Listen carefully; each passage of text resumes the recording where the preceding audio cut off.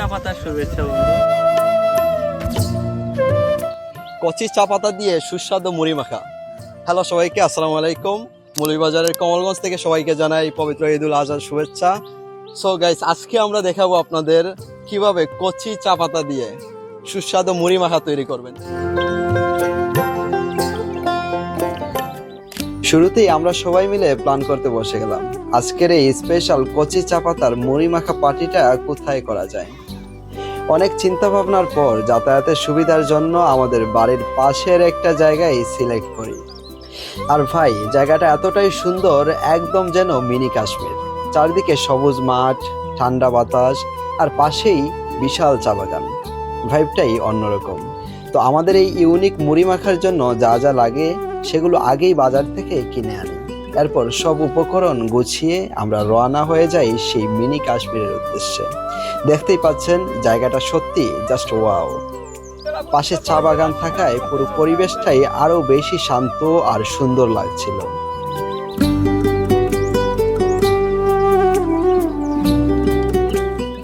কিছুক্ষণ ঘোরাঘুরি করার পর আমরা ঢুকে পড়ি চা বাগানের ভেতরে, আর সবাই মিলে একে একে কচি চা পাতা সংগ্রহ করতে শুরু করি।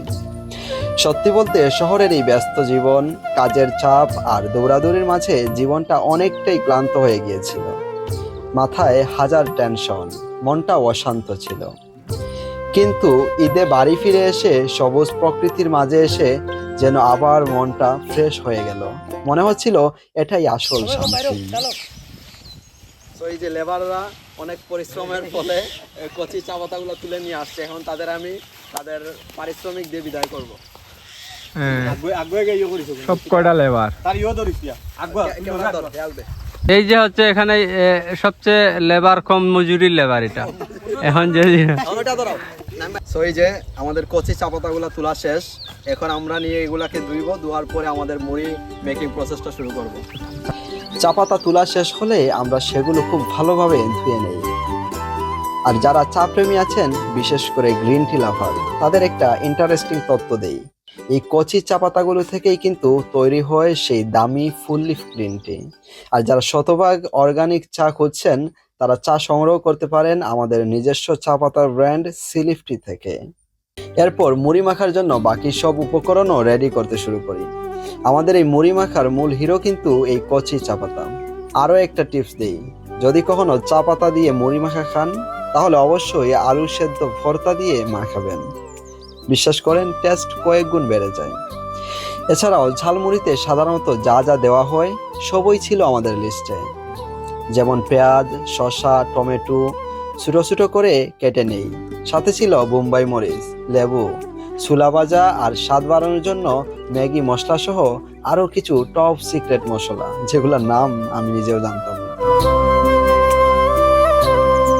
তারপর সবাই মিলে বসে পুরো প্রস্তুতি শেষ করি। তো এই যে আমাদের স্পেশাল সেই কচি চা পাতার আমাদের একদম এই যে কাছেই চা বাগান থেকে আমরা একদম কচি চা পাতাগুলো সংগ্রহ করছি, এবং সেই চা পাতাগুলা দিয়ে একদম কচি পাতাগুলা দিয়ে তৈরি হচ্ছে আমাদের সেই স্পেশাল মুড়ি মাখা।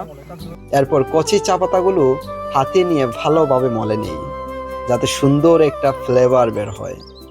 চাইলে আপনারা ছোটো ছোটো করেও কেটে নিতে পারেন।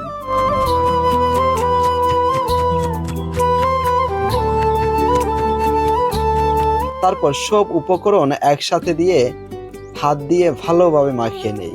আহা, তখন থেকেই গন্ধে জিভে জল চলে আসছিল।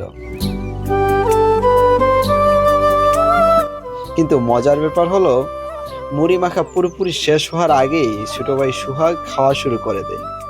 পরে তাকে বকা দিয়ে আবার চানাচুর আর মুড়ি মিক্স করে আমাদের সেই স্পেশাল কচি চা পাতার মুড়ি মাখা ফাইনালি রেডি করি।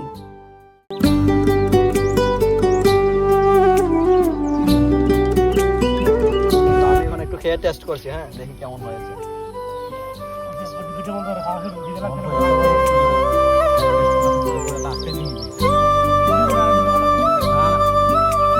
অসাধারণ, সেই টেস্ট।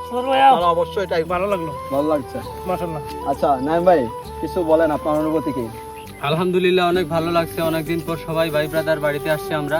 একটা ঝালমুড়ির অ্যারেঞ্জ করেছি, ভালোই লাগতেছে আলহামদুলিল্লাহ, ভালো হয়েছে, অনেক ভালো জাল হয়েছে। হয়েছে বেশি? আপনি তো জাল কম দিতে বলছিলেন। ঝালমুড়িতে যদি ঝাল না হয় তাহলে তো ভালো লাগে জাল না। বেশি হয়, আপনি কি রাগ করছেন? অবশ্যই না। ভাই না, তুমি কিছু বলো। কান্না করবো নাকি কথা বলবো কোনটা? তুমি কান্নাই করো, কথা বলার দরকার নেই। সোহাগ ভাই, সবশেষে আলহামদুলিল্লাহ স্বাদটা ছিল একদম অন্য লেভেলের। কচি চা পাতা মিক্স করার কারণে মুড়ি মাখার ফ্লেভার পুরো বদলে গিয়েছিল। এত ইউনিক আর মজাদার মুড়ি মাখা হয়তো এর আগে কখনো ট্রাই করেননি। সুযোগ পেলে অবশ্যই একদিন বানিয়ে দেখবেন। তো বন্ধুরা, আজকের ব্লগ এই পর্যন্তই। ভিডিওটা ভালো লাগলে একটা লাইক দিবেন, কমেন্ট করে জানাবেন আপনাদের কেমন লেগেছে।